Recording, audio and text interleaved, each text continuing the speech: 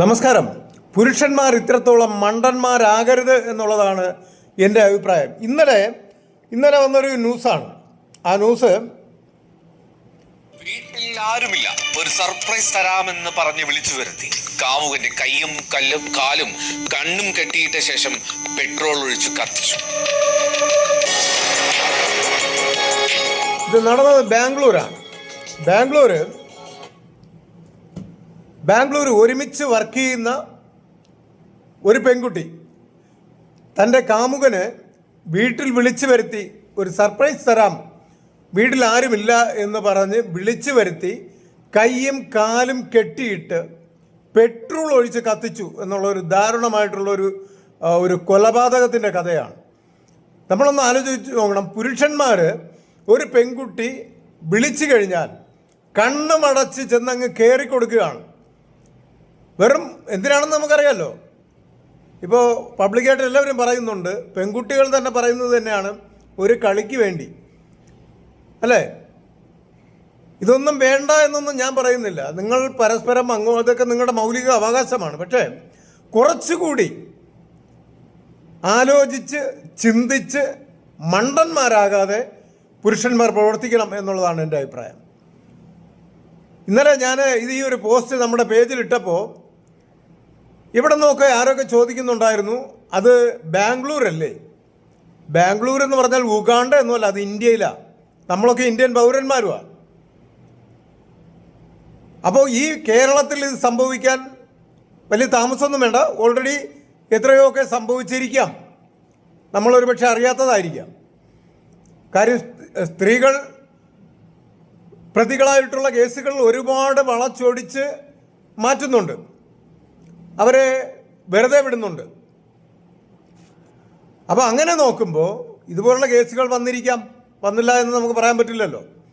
അപ്പോൾ എനിക്ക് പറയാനുള്ള ഒന്നേ ഉള്ളൂ, പെൺകുട്ടികൾ വിളിച്ചെന്നോ അല്ലെങ്കിൽ ഒരു സൗഹൃദം സ്ഥാപിച്ചു എന്ന് പറഞ്ഞിട്ട്, അത് മാത്രമല്ല, ഇതിലെന്ന് പറഞ്ഞാൽ വിവാഹ അഭ്യർത്ഥന നിരസിച്ചത് കൊണ്ടാണ് അവനെ ബെഡിൽ കൈയും കാലും കെട്ടിയിട്ട് സെക്സ് ചെയ്യാനെന്നുള്ള രീതിയിൽ, അതൊരു വ്യത്യസ്തമായിട്ടുള്ള രീതിയാണെന്ന് പറഞ്ഞ് വിശ്വസിപ്പിച്ചിട്ടാണ് പെട്രോൾ ഒഴിച്ച്, മുൻപേ കരുതി വെച്ചിരുന്ന പെട്രോൾ ഒഴിച്ച് അവനെ തീയിട്ട് കത്തിച്ചത് മാത്രമല്ല, ഇത് കംപ്ലീറ്റും മൊബൈലിൽ ഷൂട്ട് ചെയ്തു.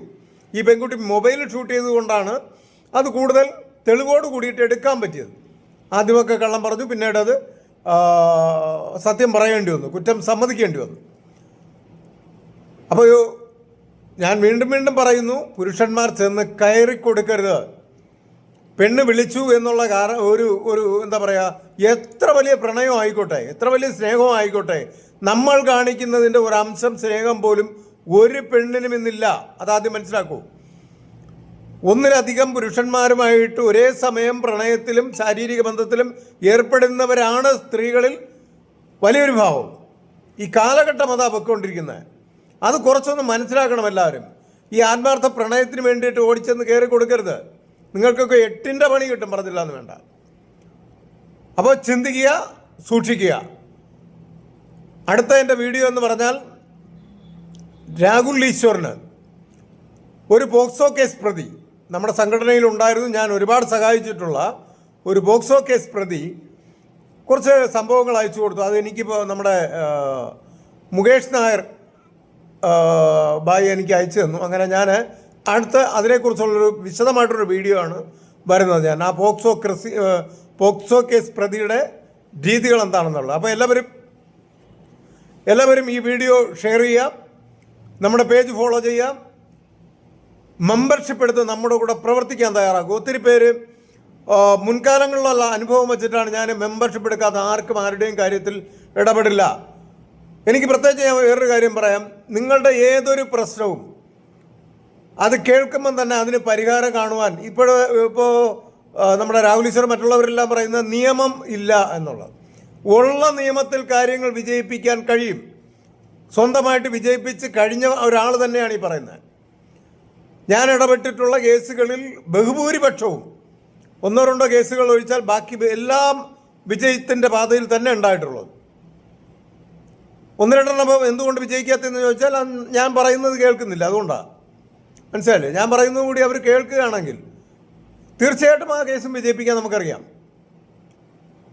അപ്പോൾ എല്ലാവരും സംഘടനയും മെമ്പർഷിപ്പ് എടുക്കുക, കൂടെ പ്രവർത്തിക്കുക.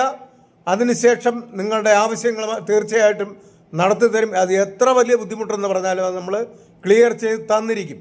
അതിന് യാതൊരു മാറ്റവുമില്ല. അപ്പോൾ ഇവിടെ പോക്സോ കേസ് പ്രതിയുടെ ഒരുപാട് കാര്യങ്ങൾ അവൻ്റെ മീഡിയ തിരുത്തി കൊടുക്കുന്നില്ല എന്ന് പറഞ്ഞ് കൂടെ കൊണ്ട് നടന്ന്, ഞാൻ ഒരു അനുജനെ പോലെ കൊണ്ട് നടന്ന് ഒരുപാട് കാര്യങ്ങൾ ചെയ്യുകയും അതിൻ്റെ വിശദാംശങ്ങൾ അടുത്ത വീഡിയോയിൽ ഞാൻ പറയും. എല്ലാവരും ഷെയർ ചെയ്യുക, കമൻറ്റ് ചെയ്യുക, പേജ് ഫോളോ ചെയ്യുക. Okay, thank you.